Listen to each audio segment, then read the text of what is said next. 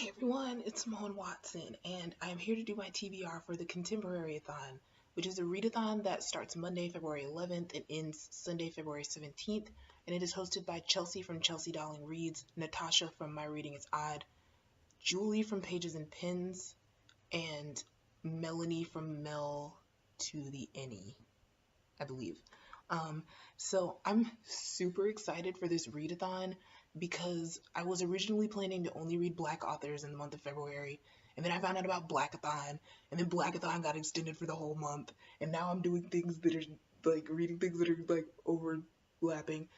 Now I have changed my plan from Black authors for the entire month of February. I've changed it to like February 11th to March 10th, so that it'll still be 28 days, but that I can start it a little bit later or a lot later, simply because I still haven't finished some of my books from January. So I need to go ahead and get to that. So right now, yeah, I'm just gonna tell you this TBR. Another thing that's interesting is I have found 3 books that I am sure I want to read, and then I've got other options based on my mood, and I figured out how to be a mood reader but also stay within this readathon.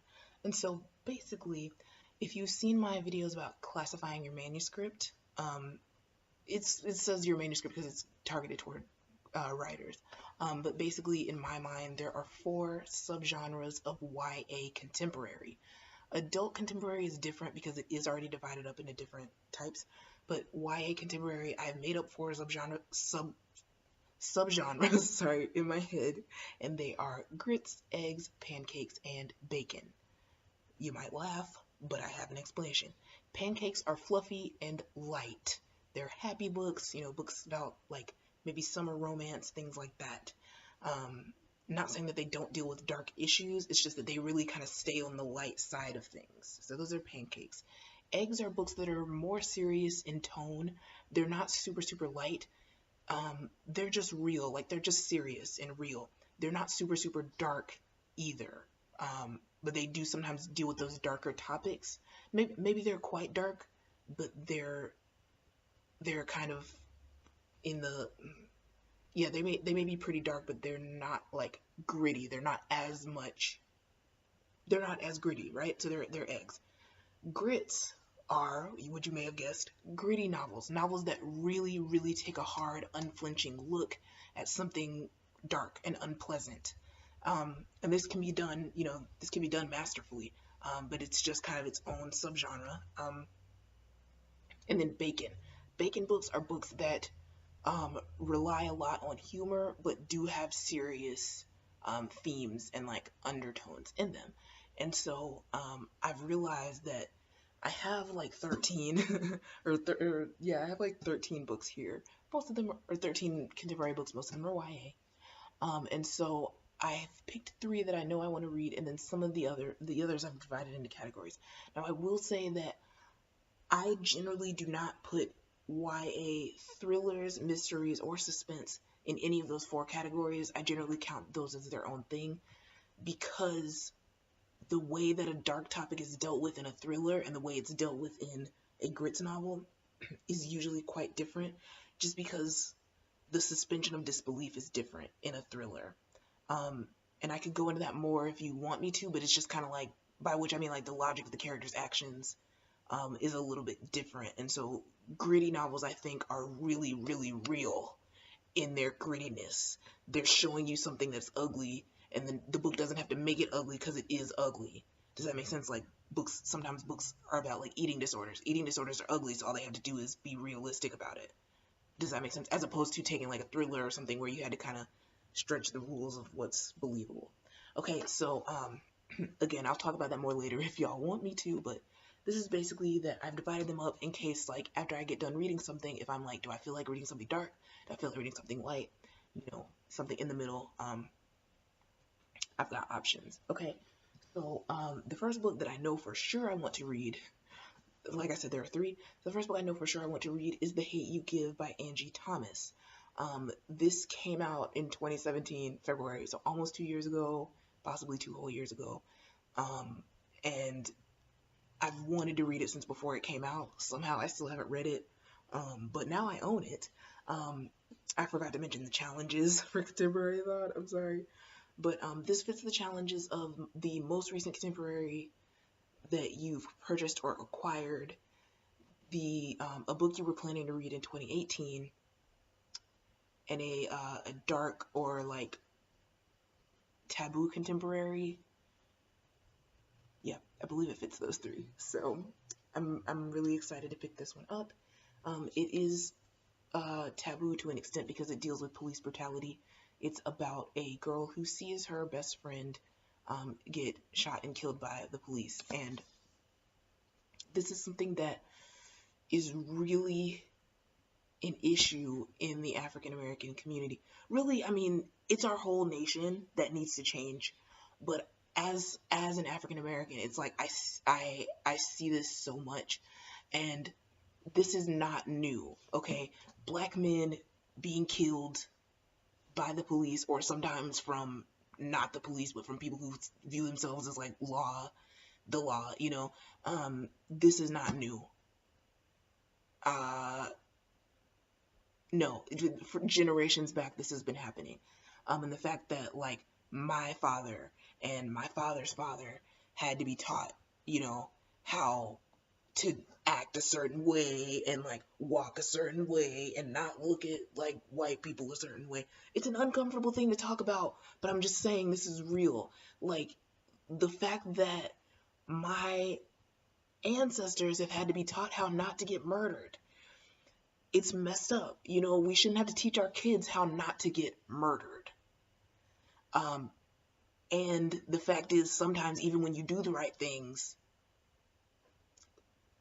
even when people do the right things, like things that are not going to get them killed, theoretically, sometimes it happens anyway. So this is a topic that I feel it is very important to have a conversation about in this country. So I'm excited to read this book.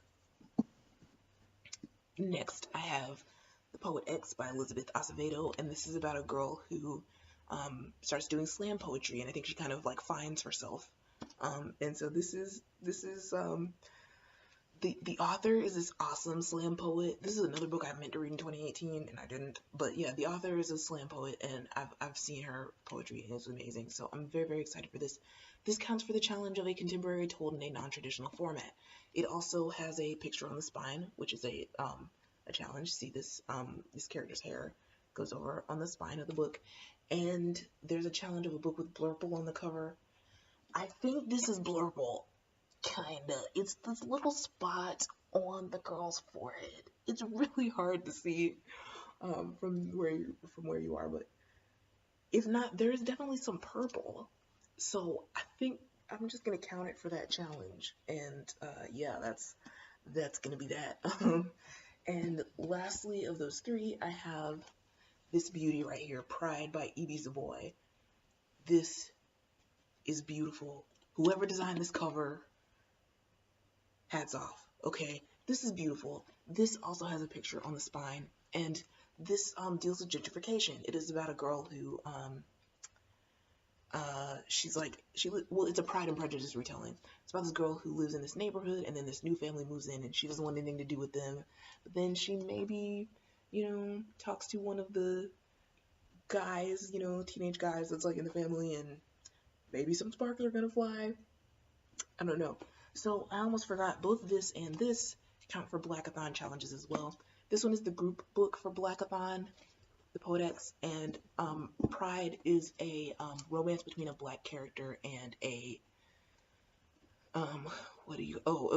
a romance between a black character and a person of color. So really excited for this. And there we have my 3 base books that will pretty much make sure I hit the challenges for Contemporaryathon. And then I have my 3 stacks. Basically, I have this stack of, well, actually 4. I have 1 adult novel that I just might pick up, but I'm not sure. But this one is Whiskey and Ribbons by Lisa Cross Smith. This is about a woman whose husband is a police officer and is killed in the line of fire. And then her brother-in-law, her husband's brother, like moves in to help take care of her new baby. So that sounds pretty interesting. Yeah, the other three are YA contemporary that are in the categories I mentioned, or they are thrillers. So we're gonna start with the dark stack. Yay! So these three, the first three I'm pretty sure thrillers. The last one might be a thriller, or it might be grits, or it might be both. So it might be like a mix of both. So these three are by Stephanie. I'm not sure how to pronounce her last name, so I'm going to say Coin, but I'm not sure. But this is When I Am Through With You by Stephanie Coin, Complicit by Stephanie Coin, and Charm and Strange by Stephanie Coin. I really have a feeling I'm gonna enjoy this book. Again, I think it is a thriller.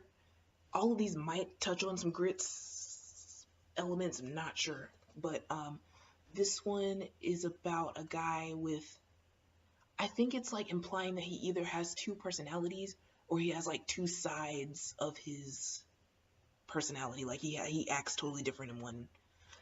I think it's saying that he has two personalities. So either that or something really, hard, something really tough is going on. Something really unpleasant is going on with this guy. And so I'm interested. It's a little short book, and I just really have a feeling I'm gonna like it. So we'll see.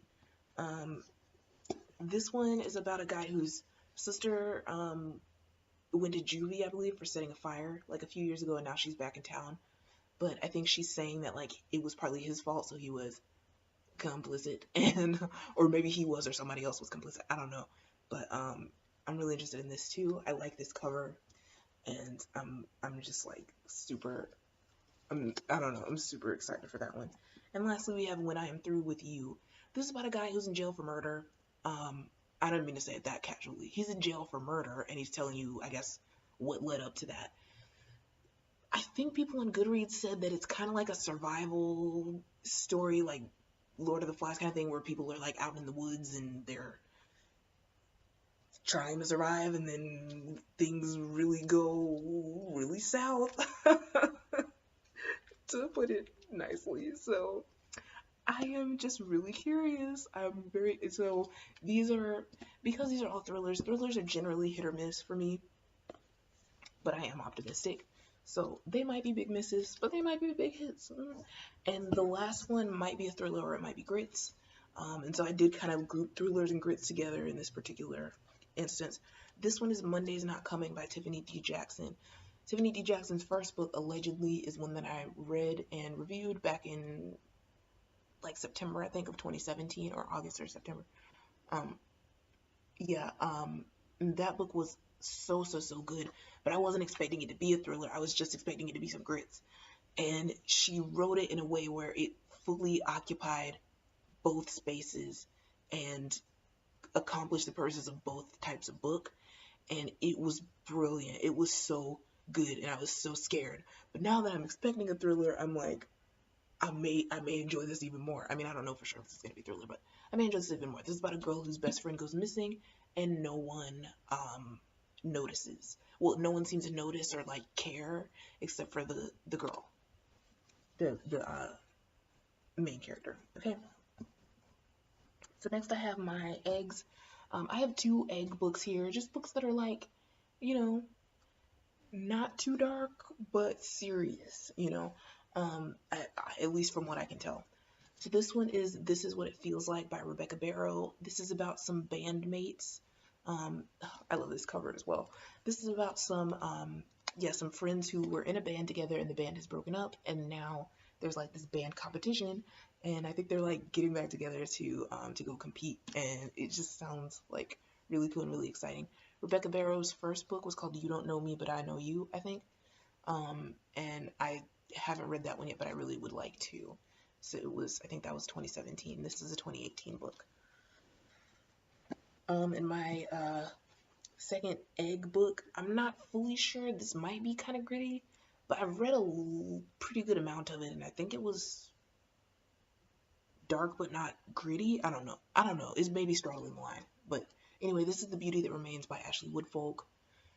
I don't know. It's hard to categorize, but I put it in my egg stack. It does have blurple on the cover, so that's another place where it's hard to show you, but it's like right there. right there. Okay.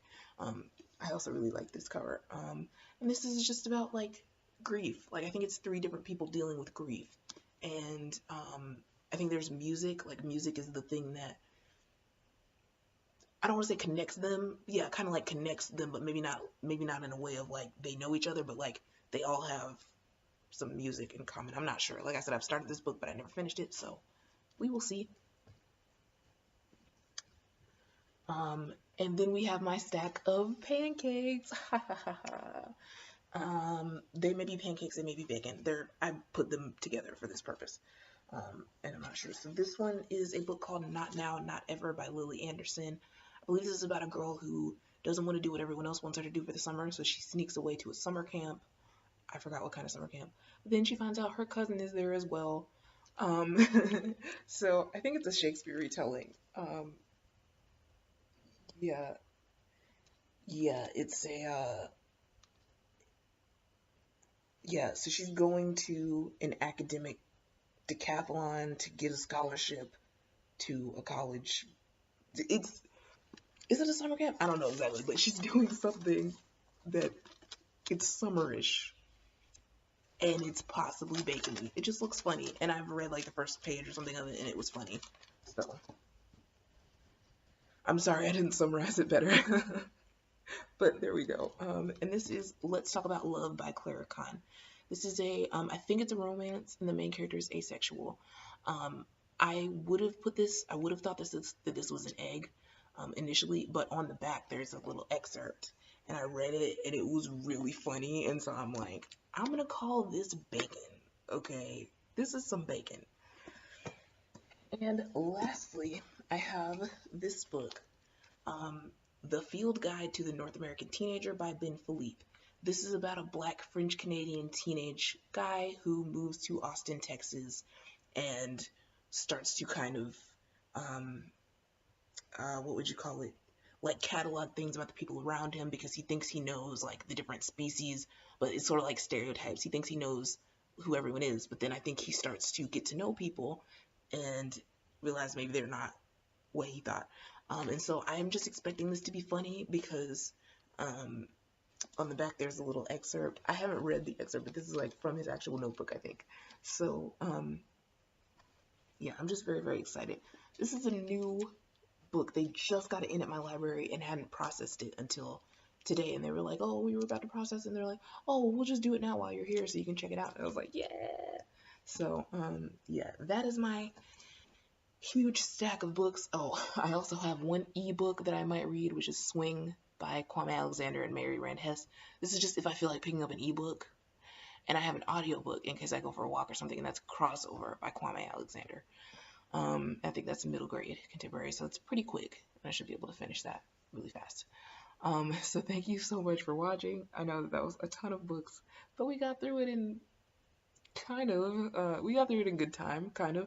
So, yeah, let me know if you have a TBR video. Let me know in the comments, and I'll go check it out. Or if you've read any of these books or anything. And I'll talk to you. Today's Friday, so I'll probably talk to you on Monday. Bye.